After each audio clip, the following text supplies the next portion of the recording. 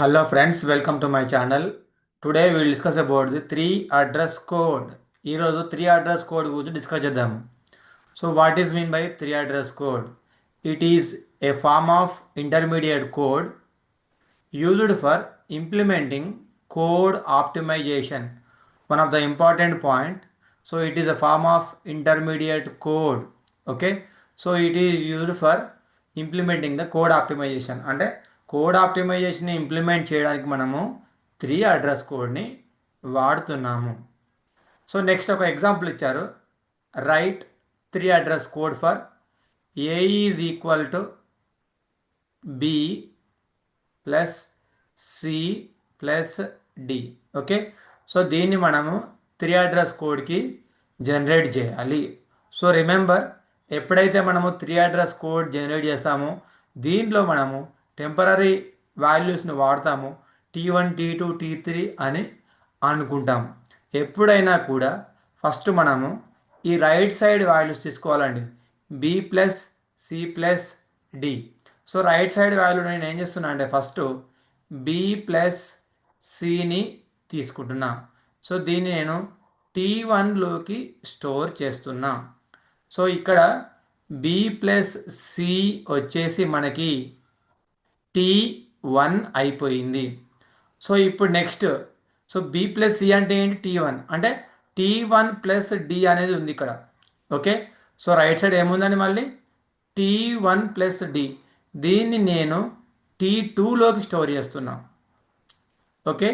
So next a is equal to b plus c plus డిని, b plus సిని T1 అనుకున్నా, T1 plus డిని T2 అనుకున్నా.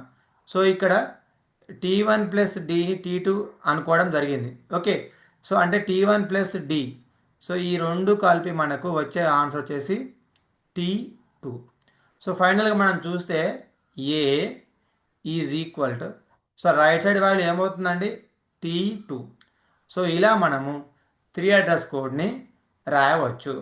So very very important, చాలా easy, ఇంట్రెస్టింగ్గా కూడా ఉంటుంది. కన్ఫ్యూజ్ కావద్దు.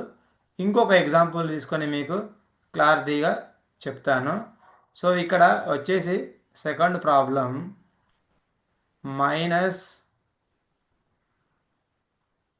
ఏ into b plus c plus d minus a plus b plus c plus d. So first మనము ఇక్కడ చేయాల్సింది ఏంటంటే, సో ఇచ్చిన వాల్యూ వచ్చేసి మనకి minus a into d plus a plus c plus d ఇలా ఇచ్చారు. సో దీనిలో మనం ఫస్ట్ దీన్ని నేను T1 అని అనుకుంటున్నా. So T1 is equal to a into b. మన T1 ఒకటే ఉందంటే దీనికి లేదు, మైనస్ కూడా యాడ్ అయ్యి ఉంది. సో T2ని మనం ఏమనుకోవచ్చు ఇప్పుడు? T2ని ఈజ్ ఈక్వల్ టు మైనస్ ఉంది కదా, minus, so a into b అంటే ఏంటి? T1.